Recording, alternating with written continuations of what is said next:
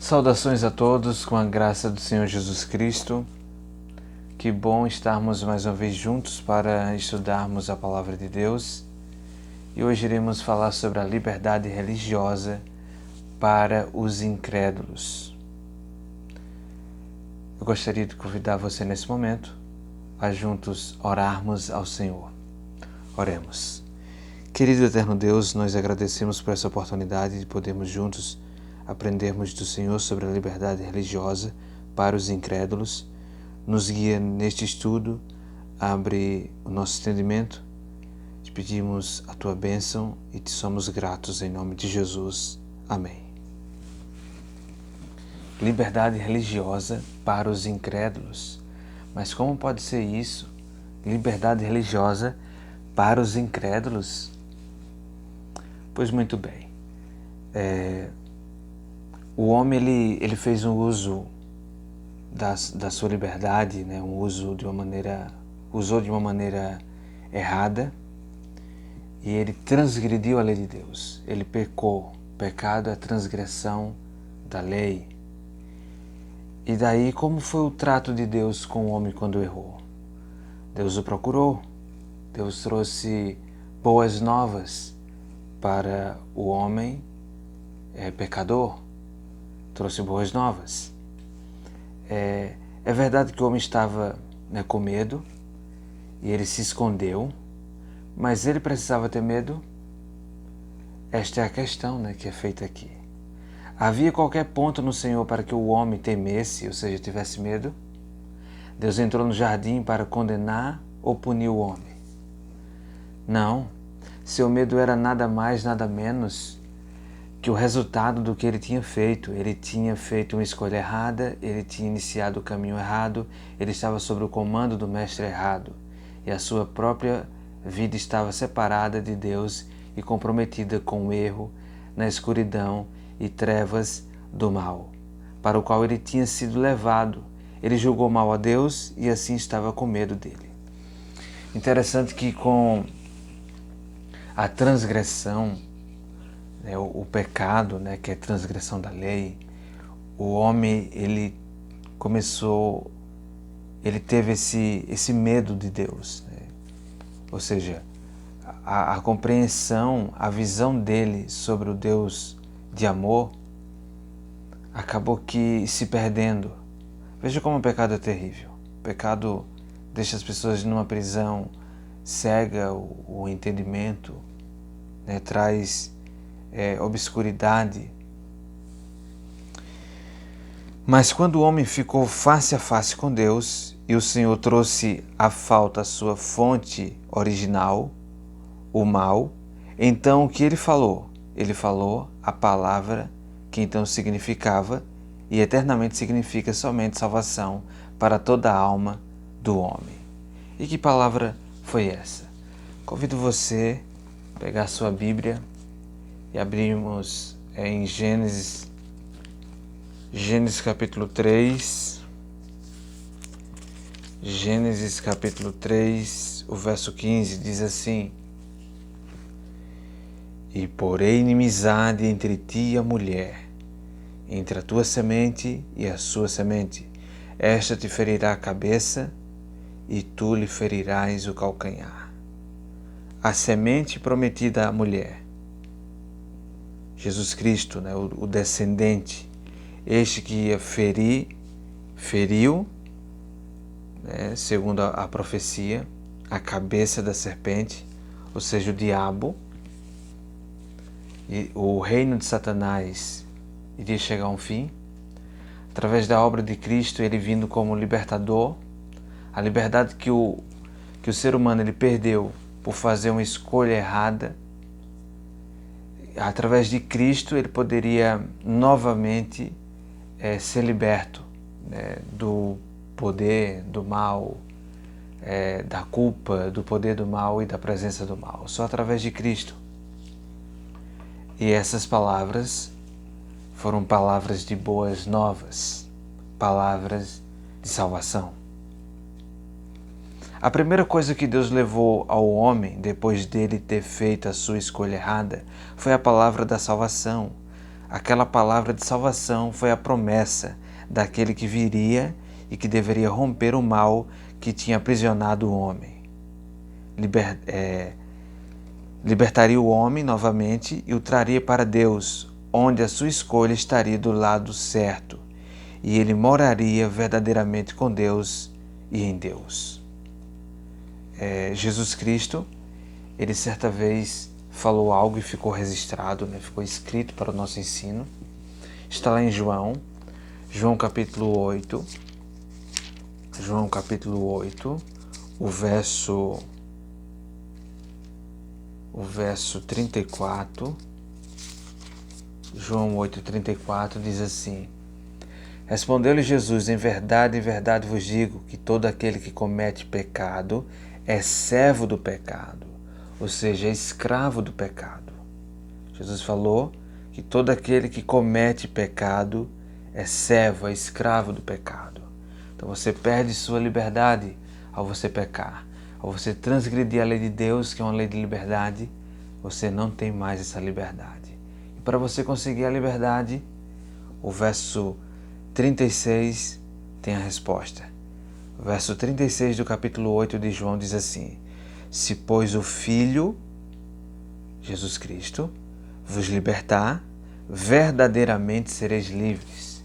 Então a verdadeira libertação da escravidão do pecado é através de Cristo, somente Cristo. Ele que é o autor da liberdade.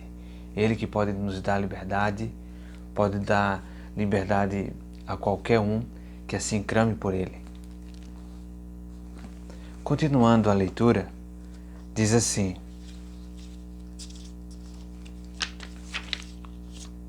E quando Jesus, sobre quem era essa promessa, a promessa lá de Gênesis capítulo 3, verso 15, a semente, o descendente da mulher que viria e esmagaria a cabeça da serpente, ou seja, destruiria Satanás, o seu reino de mentira, de escravidão, de engano.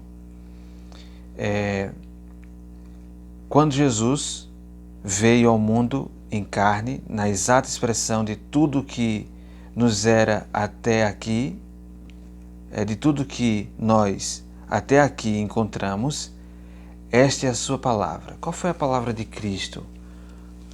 Daí iremos entrar em mais detalhes sobre a liberdade religiosa para os incrédulos.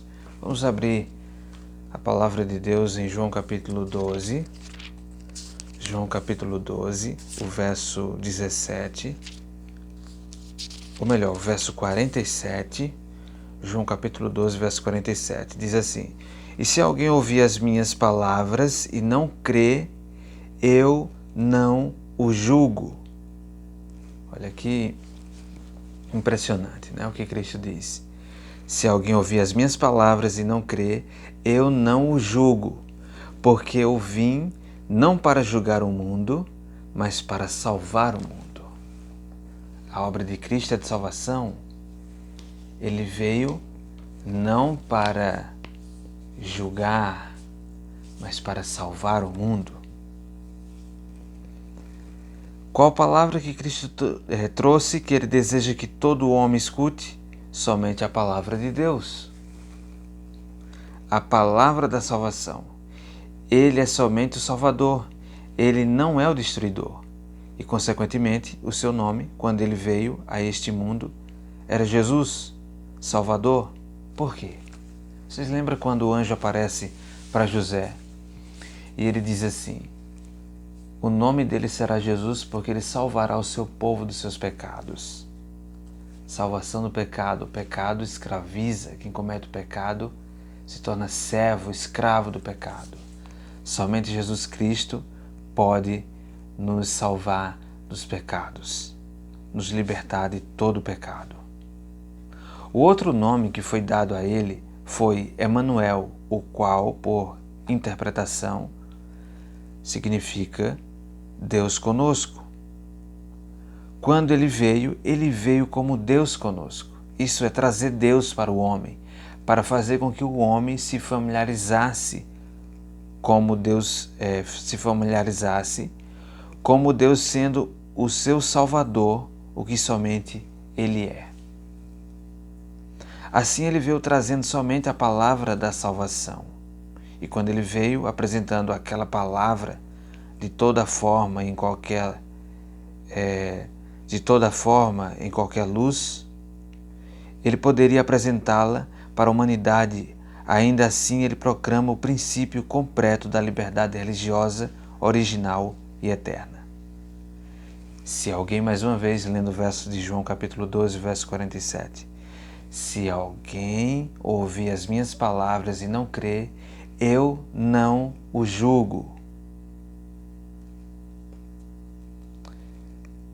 Esta não embora seja exatamente como é citado aqui, contudo, há professos cristãos que não podem acreditar que está lá até que eles abrem as suas próprias Bíblias e leem. E descobrem que é exatamente assim. E mesmo então, eles mal podem acreditar que está certo. Eles dizem, eu acho que não se lê deste modo. Eu acho que se lê assim. Se qualquer homem ouvir a minha palavra e acreditar, eu não julgo. E se ele não acredita, então eu suponho que ele será julgado e punido por isso. Muitas pessoas podem pensar dessa forma. Não, peraí, Jesus está dizendo isso mesmo? Que se alguém ouvir as palavras dele e não crer, ele não julga? Ou será o contrário? Se não ouvir, ele vai julgar? A verdade é, se alguém ouvir as minhas palavras e não crer, eu não o julgo. Mas esta não é a maneira de Cristo e de Deus. Esta é a maneira do mundo. Qual é a maneira do mundo? É se você ouvir a palavra e não crer, você será julgado. Mas esta não é a maneira de Cristo, esta não é a maneira de Deus. Esta é a maneira do mundo. De fato, essa foi por eras a maneira da igreja. E mesmo assim, demais por demais, esta é a maneira das igrejas, até mesmo da última igreja. Olha que coisa. Esta é a maneira, como diz aqui, de fato essa foi por eras a maneira da igreja. No passado, a igreja unida com o Estado, com uma liderança conhecida como a liderança papal, conduzida pelos papas, perseguiu todos aqueles que não acreditavam conforme a igreja determinava as suas regras, as suas doutrinas, as suas tradições. Interessante, eu tenho em mãos este livro aqui, O Grande Conflito, de 600 e poucas páginas, quase 700 páginas. Neste livro que eu tenho em mãos, O Grande Conflito, na página 45, o título do capítulo é O Valor dos Mártires. Diz assim na página 45, no segundo parágrafo, no finalzinho desse segundo parágrafo, diz assim, até eu marquei aqui, não sei se vai dar para vocês ver, talvez não, mas pelo claro aí não vai ficar bem visível a marcação, mas diz assim, a Escritura Sagrada não era aceita como a norma de fé, a doutrina da liberdade religiosa era chamada heresia, sendo odiados e proscritos seus defensores. Então, a Sagrada Escritura não era aceita como a norma de fé e a doutrina da liberdade religiosa era chamada de heresia, sendo odiados e proscritos seus defensores. Todos aqueles que defendiam, que pregavam a doutrina da liberdade religiosa eram odiados, eram proscritos, ou seja, eles eram rejeitados, não respeitavam essas pessoas, as suas liberdades, a sua liberdade, e era tido como pessoas hereges. Na página 565, o título do capítulo é Ameaça à Consciência. Ameaça à Consciência. Depois iremos fazer uma leitura em outro momento, se Deus assim permitir, sobre a importância desse capítulo para os nossos tempos, Ameaça à Consciência.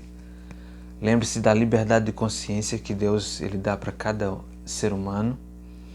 E aqui na página 565, no primeiro parágrafo, diz assim: o tom pacífico usado por Roma nos Estados Unidos não implica mudança de coração. É tolerante onde é impotente. Ou seja, Roma papal ela é tolerante onde ela é impotente, onde ela não tem poder ainda de dominar. Diz o bispo O'Connor: a liberdade religiosa é meramente suportada até que o contrário possa ser levado a efeito, sem perigo para o mundo católico. O arcebispo de São Louis, Estados Unidos, disse certa vez: a heresia e a incredulidade são crimes. Olha que coisa. Segundo esse arcebispo aí, ele disse que a heresia e a incredulidade, você não crê, são crimes.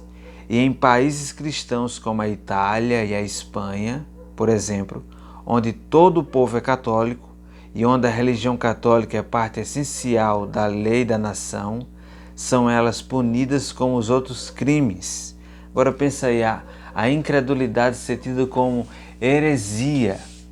Eu não creio, então você... na verdade, a incredulidade ser tida como um crime. Imagina aí, você não crê, então isso é um crime. Você tem que crer. Você ser levado, forçado a crer. Imagina aí, pensa aí, né, que absurdo. A heresia e a incredulidade são crimes. Que absurdo. A liberdade religiosa, como eu li para você, na página 45, todos aqueles que eram defensores da liberdade religiosa eram odiados, e era chamada a liberdade religiosa de heresia. Então, heresia, crime, por esta igreja que no passado teve o domínio e que luta para ter o domínio novamente, para acabar com a liberdade religiosa, para colocar como crime aqueles que não acreditam conforme as tradições, os mandamentos de homens que essa igreja colocou acima dos mandamentos de Deus, as tradições acima da palavra pura que Deus preservou.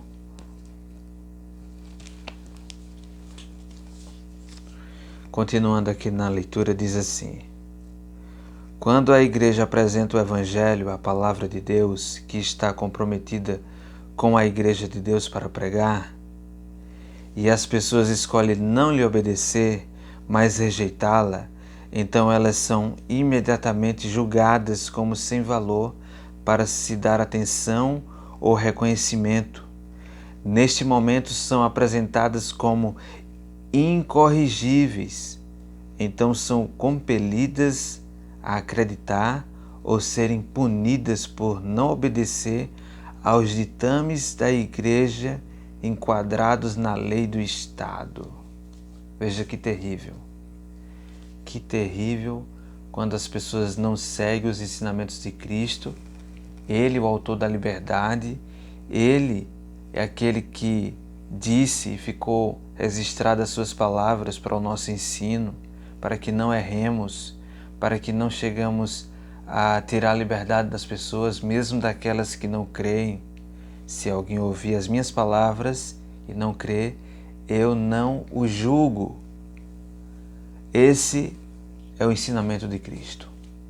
O ensinamento que leva as pessoas a serem obrigadas a crer, coagir essas pessoas, punir essas pessoas por não obedecer aos ditames da igreja enquadrados na lei do Estado. Esse ensinamento não vem do Senhor, Deus, mas vem do inimigo, do diabo.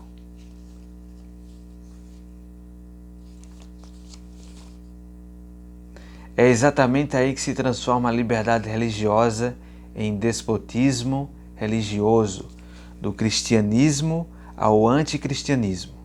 Mas essa não é a maneira cristã, esta não é a maneira de Cristo, esta não é a maneira de Deus, isso não é liberdade religiosa.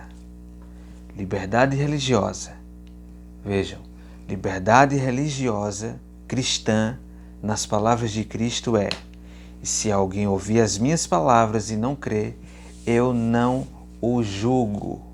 Eu não o julgo. João capítulo 12, verso 47. Então, quando Cristo envia a mim ou a você como seu embaixador para apresentar a sua palavra às pessoas, e nós a apresentamos e eles escolhem não acreditar nela, essa é a sua liberdade. E se eles escolheram exercitar a sua liberdade naquela direção, não é da nossa conta. Eles não derivaram suas existências de nós. Eles não são responsáveis para nós, mas somente para Deus. Deus tem enviado seus mensageiros com a mensagem, com o Evangelho. Mas se essas pessoas escolhem não crer, não aceitarem, elas estão exercendo sua liberdade, mesmo que seja contrário à vontade de Deus. E nós não temos nada a ver com isso se elas escolhem não crer.